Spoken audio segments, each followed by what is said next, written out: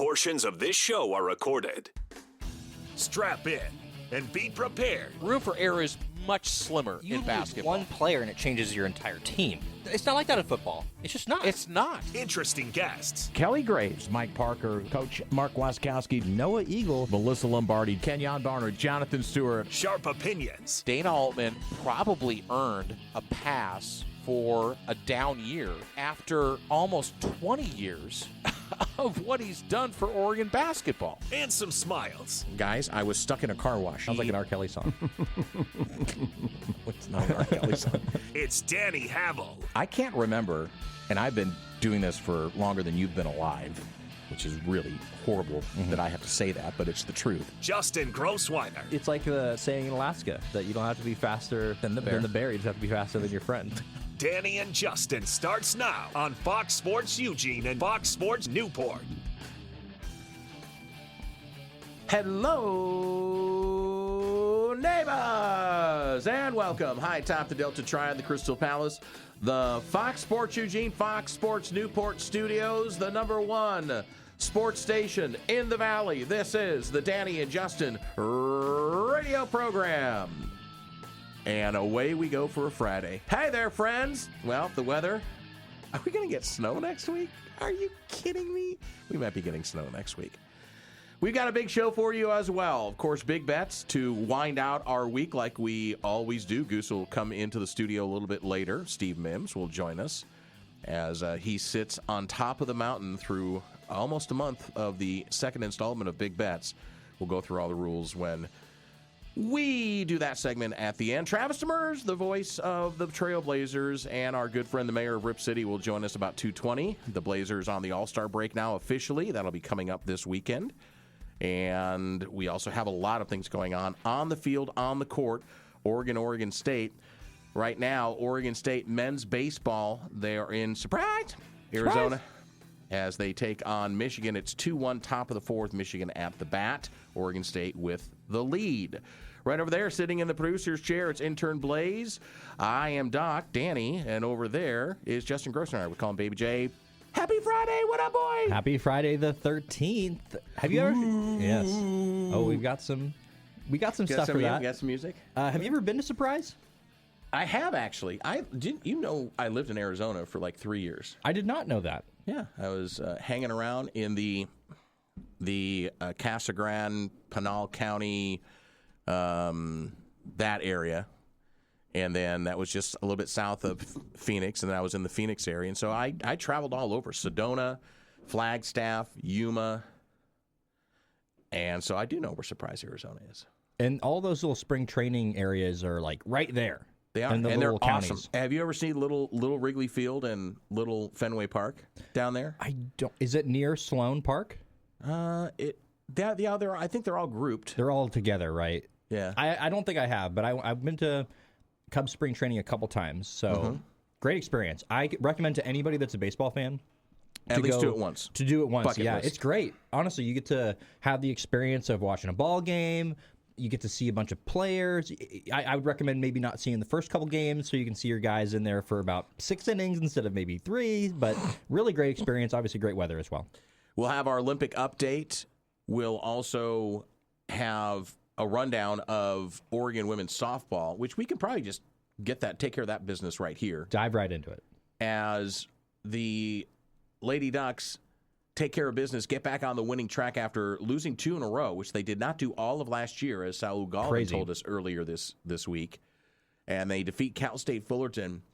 They had to adjust the schedule down there for the Cardinal Classic. Oregon was going to play 2 games today, 2 games tomorrow, and then a single game on Sunday. And they've adjusted that schedule. But Oregon wins 7-3 over Cal State Fullerton. Elise Sokolsky gets the win, 4 2/3 innings. Taylor Spencer and Maddie Milhorn clean it up. Both pitch 2/3 of an inning as Elise strikes out 5, doesn't walk anybody.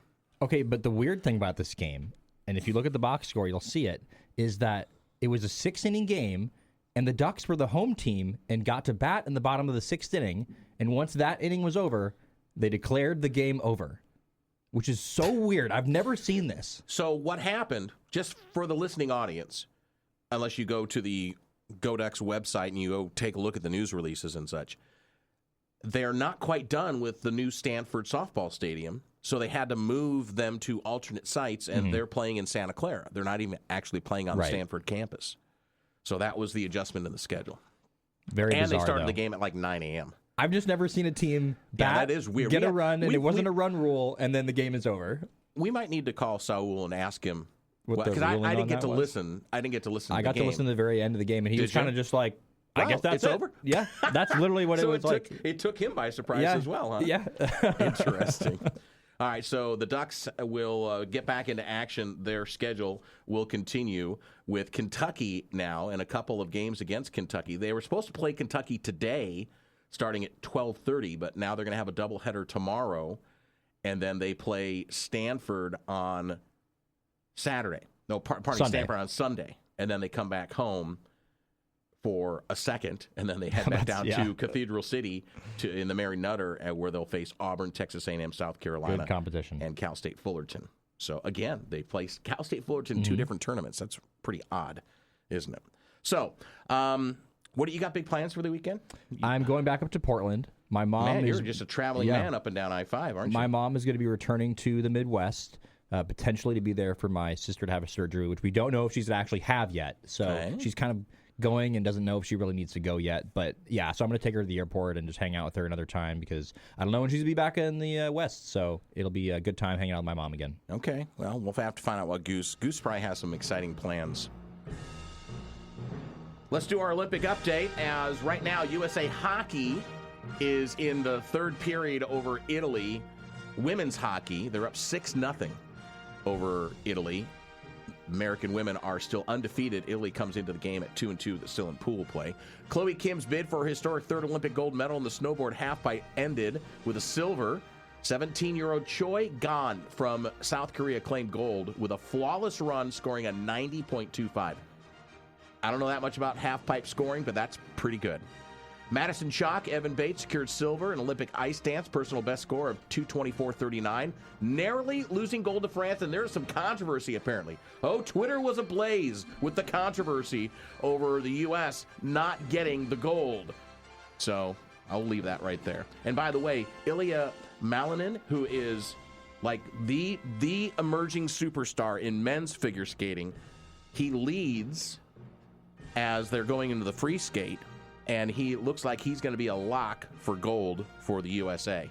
He looks like he is literally, have you seen images of him like he's doing like the backflip and stuff, which was banned up until a few years ago, and doing quads and triple toe loops and all that? Yeah, I've seen a little bit. He looks like he's 15 years old. All those figure skaters look like they're really young. Yeah. That's crazy to me. Australian snowboarder Cam Bolton suffered 2 fractured neck vertebrae in a training crash, forcing his withdrawal from the Olympics. He remains in stable condition. James Johnstone will replace him on the team. Medal count, Norway leads with 18 overall medals, 8 gold. Italy, 6 gold, 18 medals. United States, 4 gold, 14 medals. And by the way, did you see this? We were talking about the skeleton the other day. That's where you lay on your back on like this really thin board and go racing down the ice and everything else. Austin Flornan was penalized by the Olympic Committee because he was wearing... Well, actually, there were 2 things. He wasn't penalized.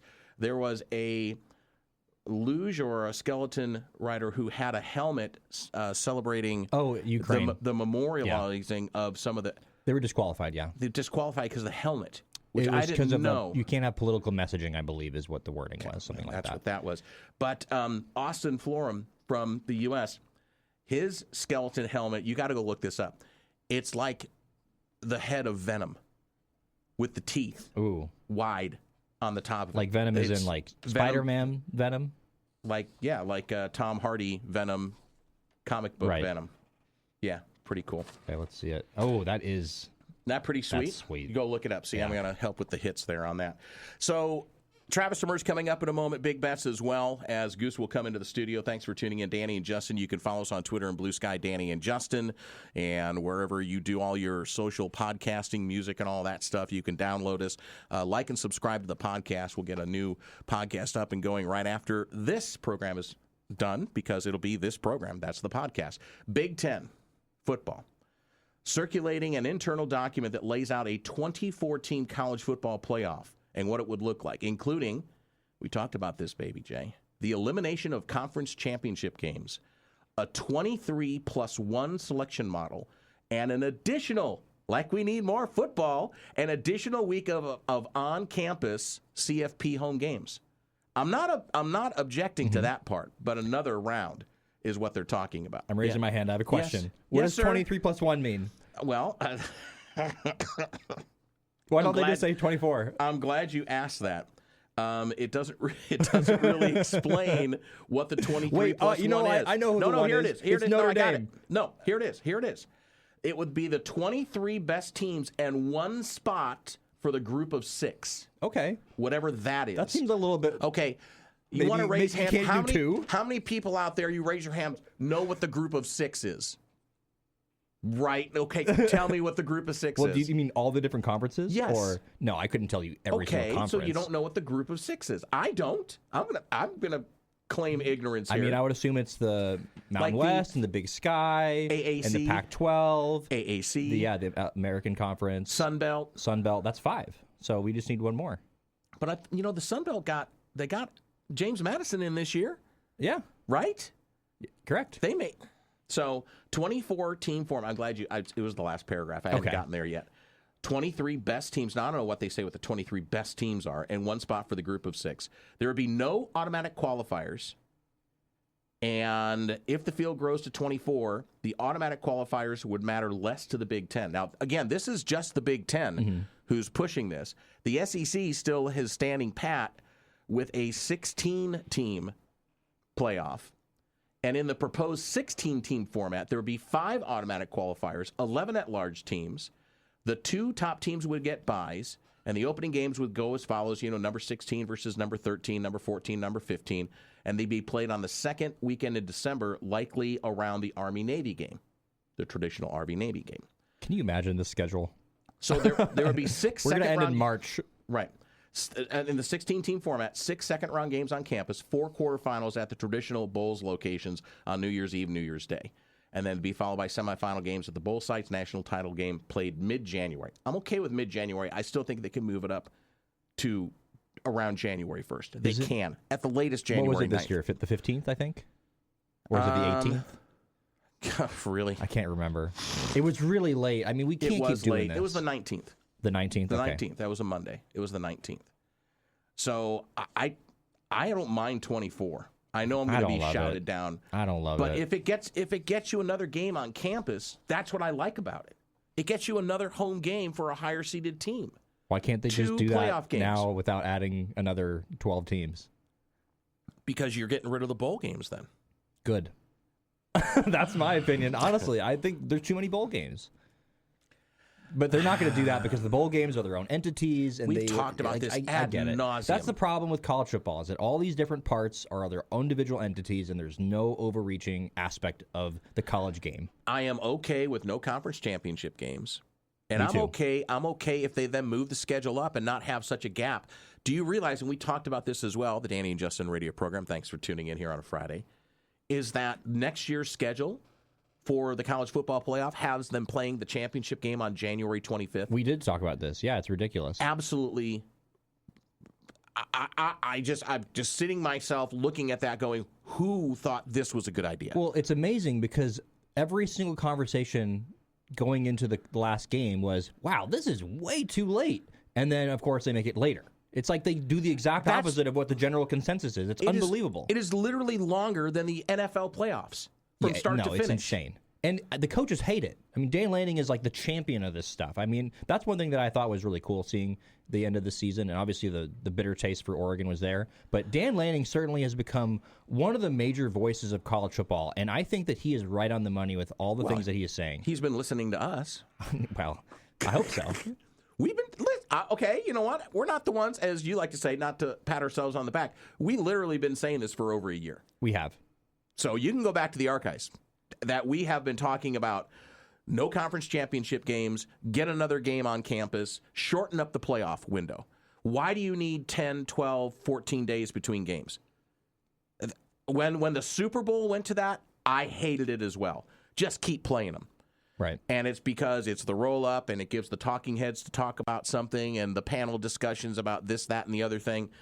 Just play the game. That's all the fans want. Play the game. Start in week 0. Only have one bye per team. I don't know why we have to have 2 byes. Scheduling can work. Figure it FCS out. does it. I've told you before. FCS does it. The only game that is not on a higher seed campus site is the championship game in Frisco. That's it. Well, the NCAA is not the first organization to look at a model of something successful and say, we can't do that. But see, that's not even the NCAA, though. It's a separate college football playoff that's what I'm committee. saying. They're not the only one entity to do that. There's plenty of countries and different companies that they'll look at a model that works and say, for whatever reason, I don't know, that's not going to work for us. That's not going to work for us. Why would we want it to make sense? Right. That's so ridiculous. All right, let's take our break.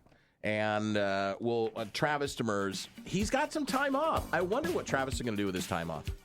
We've got Rip City recap as well. We do. Right? Okay. Blazers with a nice win over Utah. Utah in a little bit of trouble. Right? Just a little bit of trouble along with Indiana. Well, they're tanking. Because they tank and they get fined. We'll talk about all that next with the mayor of Rip City on the Danny and Justin radio program for a Friday. Ooh.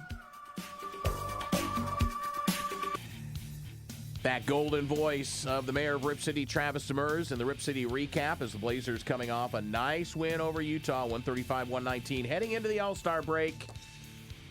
And let's head on over to the Oregon Man Clinic's hotline at 541-343-5673 and welcome in the mayor of Rip City, who gets a few days off. So take us in. We're the camera in your living room. What happens, Mayor, when you get a few days off? You're not down there for the All-Star game. You get a little break along with the players who are not participating in all the contests. What does the mayor do with his off time? Well, when I can, I sleep for sure. Legos, coloring, some arts and crafts, grilled cheese. Get to hang out with my kids, which is really what I'm looking forward to.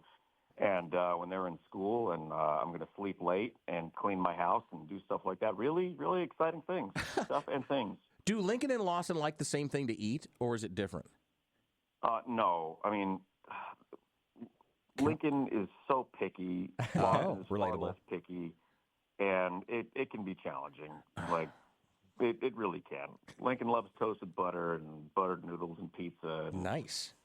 Lawson is a little bit more adventurous. Oh, vegetables? Have vegetables been introduced into the diet? Yeah, they'll eat some vegetables. Yeah. Okay, good for you. Cucumbers and things and peppers. They'll eat some vegetables.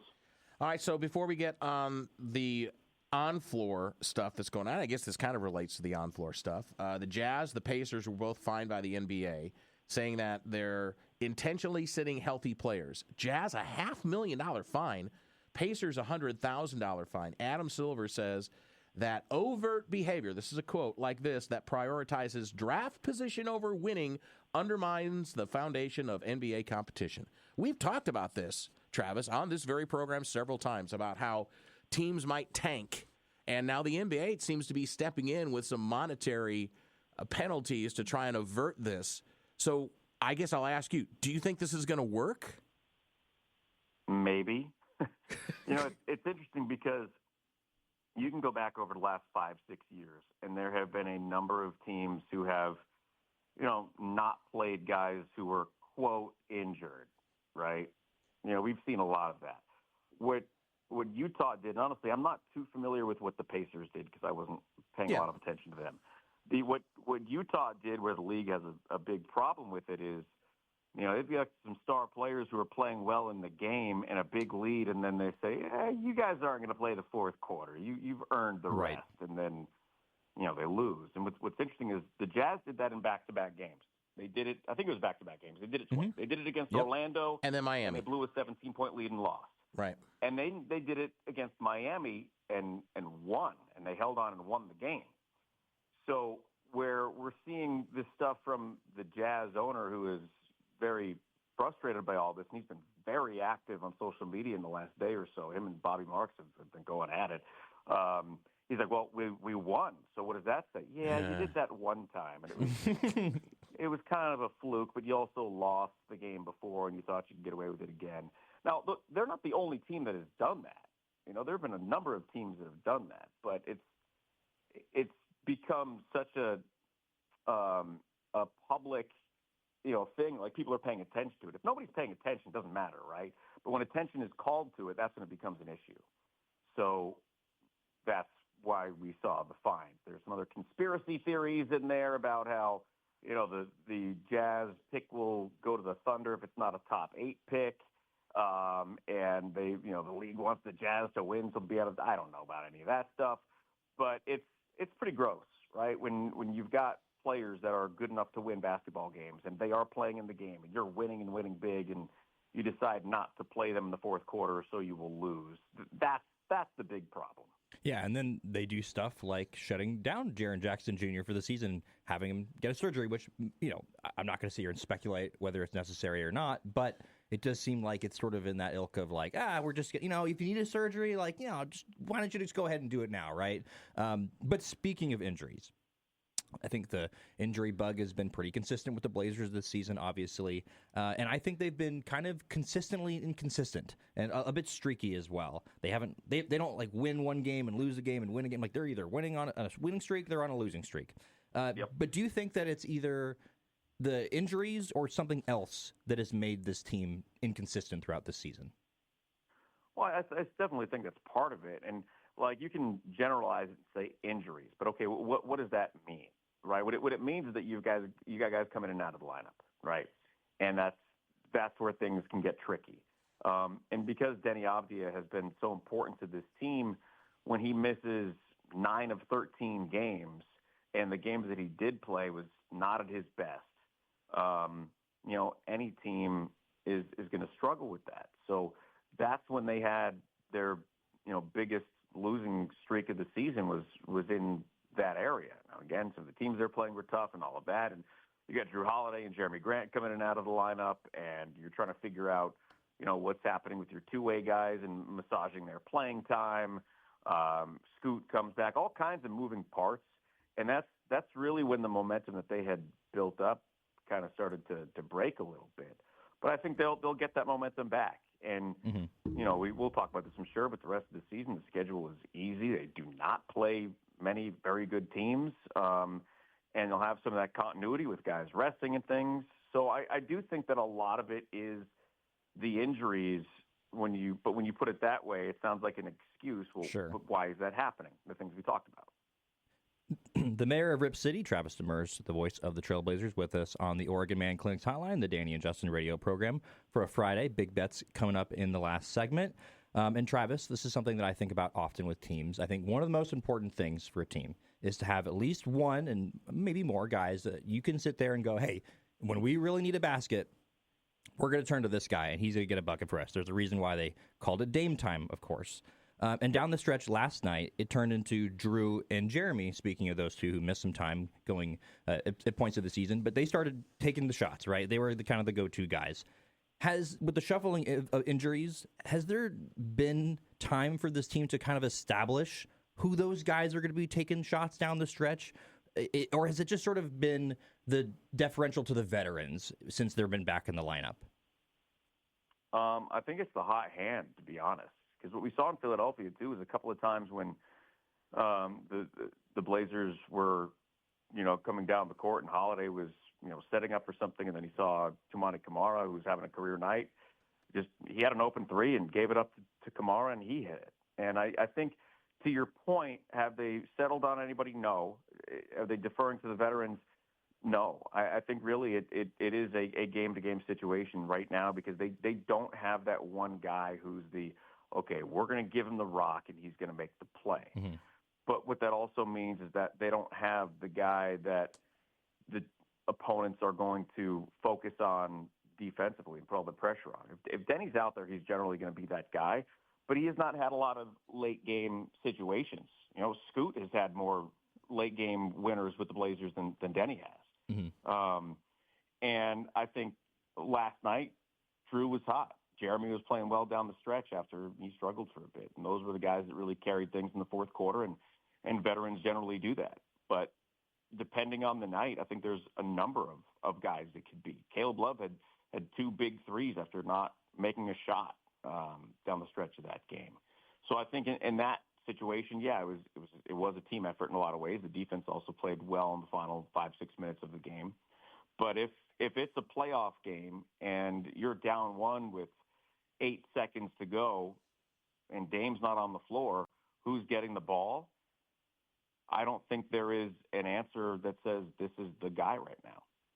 It's been a season of streaks for the Portland Trailblazers, as we're joined by the mayor of Rip City, Travis Demers. 6-game losing streak before this last 4 out of 5, which the Blazers have won now, albeit against Memphis, Philadelphia, Utah, and then the bad loss on the road against Minnesota. And that's kind of where I want to jump off to. Is it being proven out a bit that the Blazers, although they've closed the gap, there is still a wide gap between the top 6 or 7 teams in each conference in the Blazers and the ones that they're kind of middling with the 8, 9, 10 seeds and below, that the Blazers really can handle that business, but there is still a wide gap between them and the elite in the league.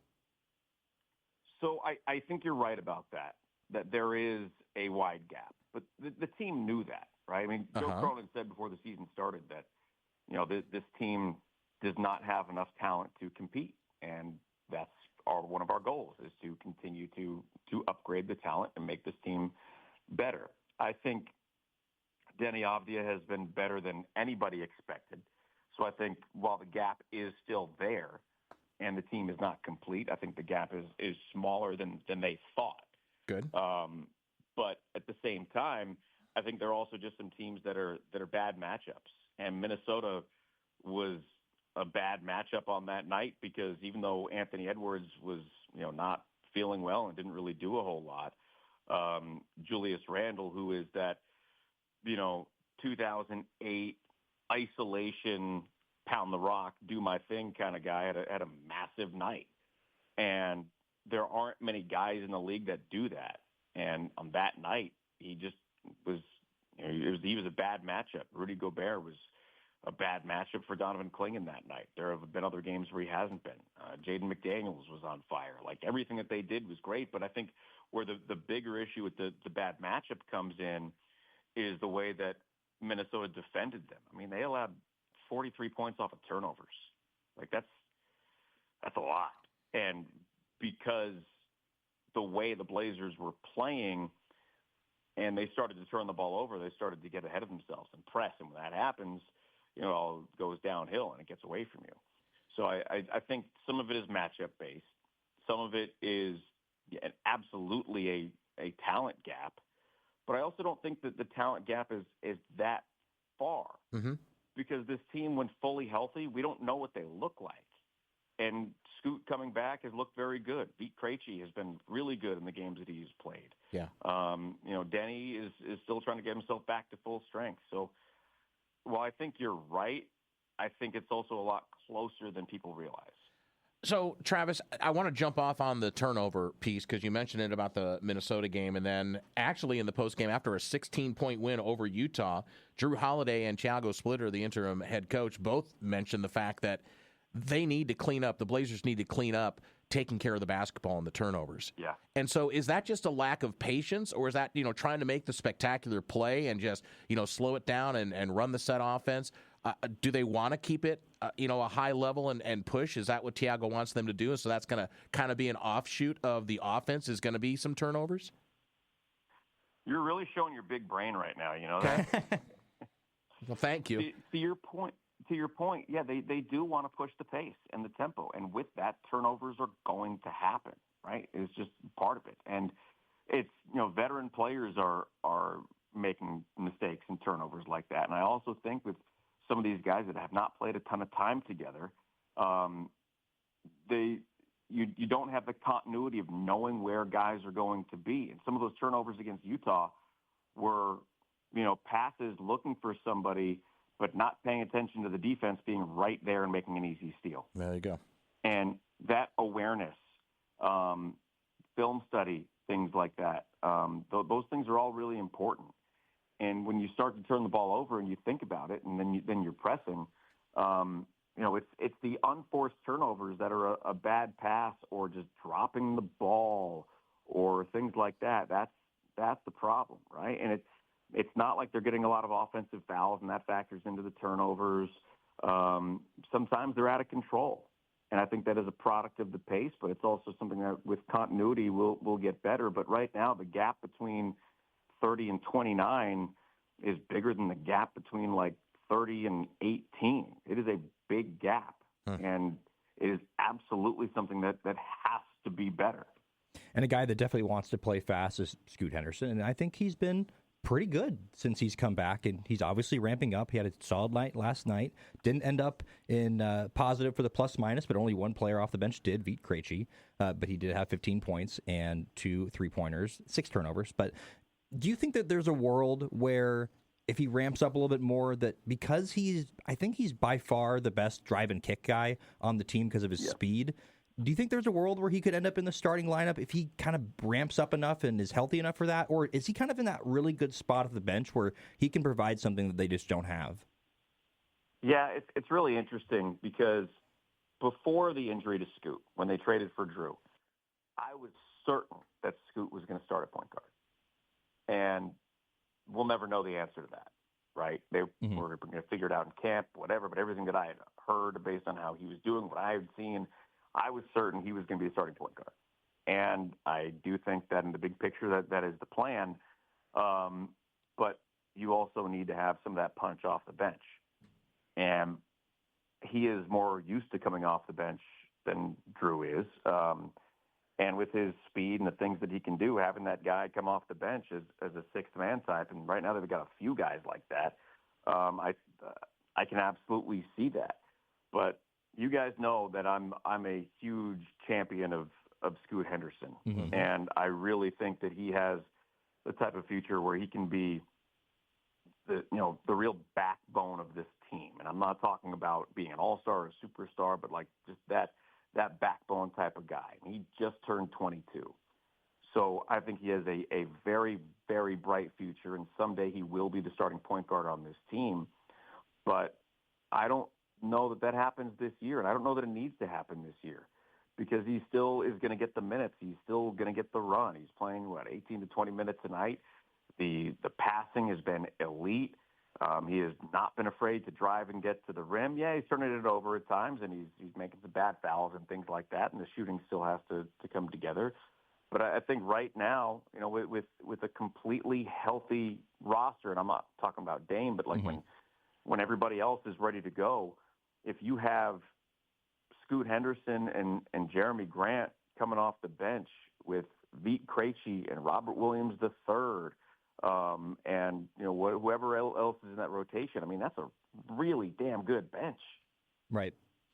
Another guy that is expected and hopeful to be a backbone of this team is Donovan Clingan, and he had a really great game last night. 23 points, 18 rebounds, 7 assists.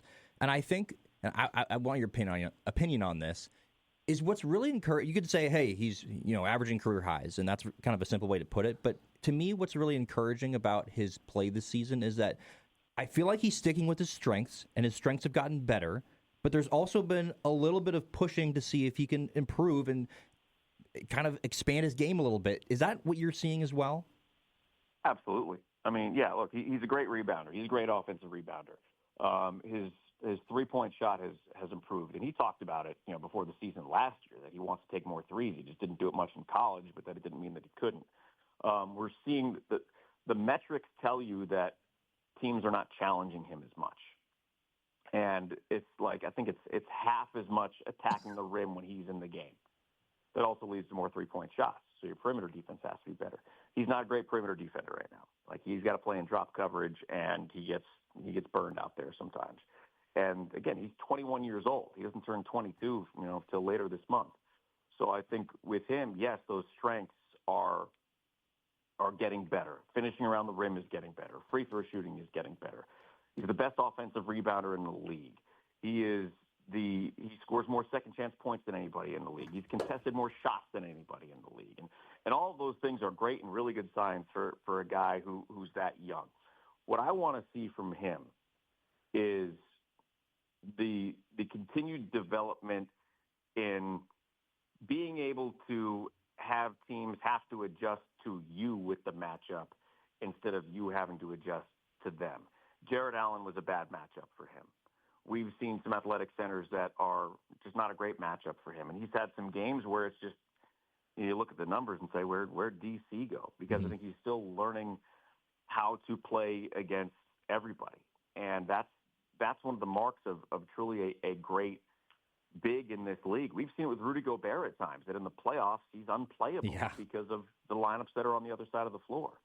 And he's not a guy who takes threes, but it's not just about, spreading the floor offensively and being able to shoot. It's about being able to defend the perimeter and not having to play drop coverage. Robert Williams III right now is so valuable and has blocked, I think, more threes than any other center in the league this year with, much fewer minutes because he can get out there and do that. And Donovan Clingan is not as athletic as Robert Williams III. Few humans are, right? It's not a knock on DC. But for him, I think that the biggest area of development in his game is being able to play and stay on the floor regardless of the matchup. Well, Mayor, we'll be watching with keen eyes the continued evolution of this Blazers team throughout the second half of the season, and also how Pete Krejci will fold into this. And maybe we'll leave that for next week's discussion when they come back from the All-Star break. All right, buddy. I'd love to talk about Pete. I love that dude. Yeah, well, we'll give you a whole segment on it. How about that? Take care of yourself, take care of those kiddos, and have fun with all the mac and cheese you're going to make. Thanks, guys. Always appreciate it. The mayor of Rip City. Sorry, I had to pause there for a second. 3-1 now, Oregon State men over Michigan down in, surprise, Arizona. Surprise. Oregon women will be taking on Cal State Fullerton again tomorrow morning after their 7-3 win today. That'll be 9:30 tomorrow morning. Then Kentucky in the doubleheader at noon, and then they finish up with Stanford on Sunday. Oregon men's basketball hosting Penn State, Red Panda at halftime. At noon, Oregon women at Washington. Beavers, men's and women's, back in action on Saturday. Beavers against Seattle U on Sunday, and the Beaver ladies in Stockton game against Pacific on Saturday. Back with Big Bets next on the Danny and Justin radio program. Our country depends upon cars and trucks, and our automotive technicians are the essential workers that keep families safe and businesses moving. At Sun Automotive, being an automotive technician isn't a plan B. It's a future and an important career that challenges you to grow and gives you the satisfaction of keeping people safe and on the road. For the best service under the sun, come to Sun Automotive. Attention, please. Attention, please. Have you heard the expression, don't feed the bears? With these guys, keep them focused on local sports. Don't let them talk Cubs or Packers. You're listening to Danny and Justin on Fox Sports Eugene. These guys think they know sports. You think you're better than me? The winners, the losers. Let's put their knowledge to the test. Prove it. It's time for Big Bets, presented by Coquel Casino Resort. All right, Goose leads the standings, 14-6 overall for the season. Woo! Baby J and I are 8-12. The coin is 4-1, by the way. The coin is 4-1. Well, the law of averages. Small sample size. Yeah, exactly. Small sample size. It's embarrassing. I go 1-4, and the coin goes 4-1. So maybe I'm going to base mine off the coin this week. All right, here's how we play the game, kids. We're going to pick 5 games, just straight up and down. No spreads involved, but everything is 7 points or under. It's all basketball this week. No more football. Sad. And if you beat our best score out there as a listener and win the tiebreaker, if there is such a thing that comes into play, you win a 2-night stay at Coquel Casino Resort, $100 on your player's card. You can't have won in the last 30 days, and you can't have won in this section as well. So if you already won the top prize, you're not eligible to win it again. You got to be 21 and over. And then you also get your name in the drawing for a big party for the national championship game at the Coquel Suite. That'll be for you and 7 of your closest friends. Okay, here we go. You guys ready to go? Always. All right, tiebreaker game's going to be the Michigan State-Wisconsin game, which is tonight. This is the only Friday night game. All the rest of them are Saturday starts. Starting in the Big 12, Kansas and Iowa State. Blaze, by the way, is also picking games today, the intern Blaze. Let's start with Blaze. With Kansas and Iowa State, Blaze, who do you like? I'm taking Iowa State. I can't trust Darian Peterson. Give me Iowa State at home. Okay, Goose? Kansas coming off a big win. Iowa State coming off a big loss. That means Kansas is going to be high. Iowa State's going to come back and win it. Okay. That Iowa State, by the way, is the home team. Yep. Baby J? I'm going to say Darian Pearson plays, and therefore Kansas will win. Okay, I'm going Kansas as well. Coin says Kansas. I think Kansas, they played well without him. Surprise, surprise. Danny picks Kansas. I do. Okay, wait a second. EMAW. I'm a Wildcat, not a Jayhawk. Okay, all right? okay. Purdue, Iowa, another game in the Big Ten as Iowa's at home against Purdue. Purdue's been up and down. Baby J, we'll start with you. I think they bounce back and get a big win against Iowa at Iowa. Okay. I will also I'm going with Iowa at home. I think Purdue stubs their toe yet again. Goose? Purdue at home. Purdue on the road. Blaze? I think the front court will dominate Iowa. I don't think Bennett Sturts will do enough for Iowa against Purdue. Give me Purdue. All right. I called my shot. I was the only one to take North Carolina against Duke. I'm the only one. The coin also takes Purdue in this game. Gonzaga, Santa Clara, big WCC matchup. This is a 3.5-point spread. I was kind of surprised. Santa Clara at home, but I like Gonzaga on the road. I think they figured out how they can cure their road woes at Gill Coliseum after the disappointing loss up on the heights of Portland. So I'm going to take Gonzaga in this game. Goose? Give me the Broncos. Of course. Are you just playing a game here? Are you trying to play I chess? don't like Gonzaga right now. I think this is a worse than usual Gonzaga team. All right, Blaze? Shout out to head assistant coach Ryan Madry of Santa Clara, but I got to take the Zags on this one. Okay, Gonzaga for intern Blaze. Baby J? You know what? Sorry, Vims. I'm going to go with Santa Clara as well. I'm leaning Gonzaga, but I'm going to go Santa Clara. Coin says Santa Clara. Louisville, Baylor. This game is at Baylor. It's a 5.5-point spread in favor of Louisville. And we'll start with you, Blaze. Give me Louisville. I think Baylor's a great team, but Louisville offensive firepower is just going to be too much for them. Goose. It's odd timing for a non-conference game. So odd that I actually had to double-check to make sure Danny didn't screw it up and have the wrong game, but he didn't. It is an actual game, so give me Louisville. All right, I'll go ahead and take Baylor then. I don't have a great read on this game. Killing me here. I'm going to take Louisville as well. Okay. I like it. Coin takes Baylor. All right, last game, Michigan State, Wisconsin tonight. It is our tiebreaker game as well. The odds say 147.5 total points, so we want total points first. The winner.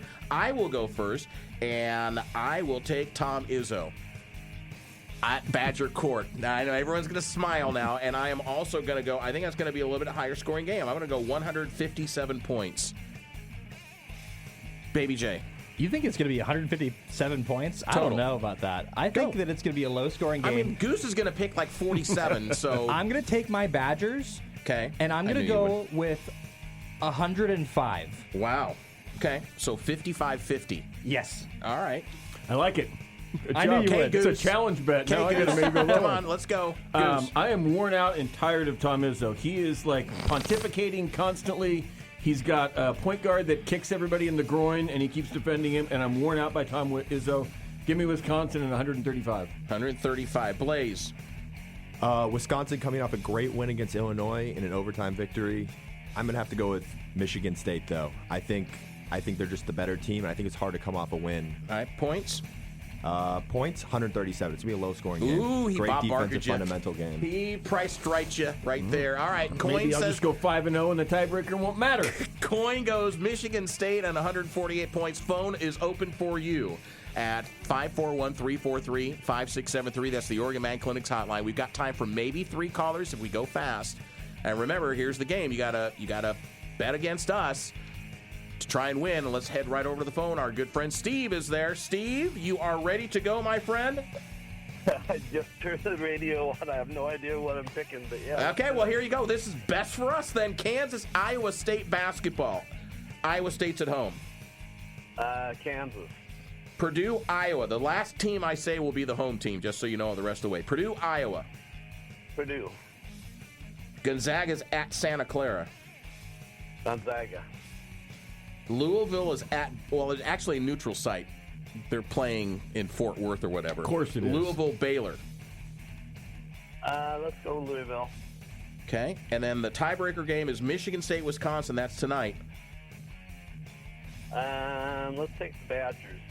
Okay. Total points. No, I take that back. Let me take Michigan State. All right. No takesy backsies again. All right. Michigan State, and then total points, buddy. 147.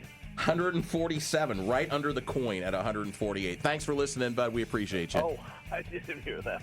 Okay, thanks. Thanks. There he goes, the great Steve. All right, phone line open at 541-343-5673. That's how you do it. What are you doing this weekend? You taking your wife out for? No, my wife has friends who have an annual Valentine's Day party. Normally, it's on a different day than Valentine's Day because it's always on a Saturday. This time, it's on a Saturday, so we're going there. Good for you. Yeah. I'm going to watch 28 Years Later. 28 years later? Is that like a apocalyptic zombie movie? Thing? Perfect. It's a sequel to the very famous 28 Days Later. Okay.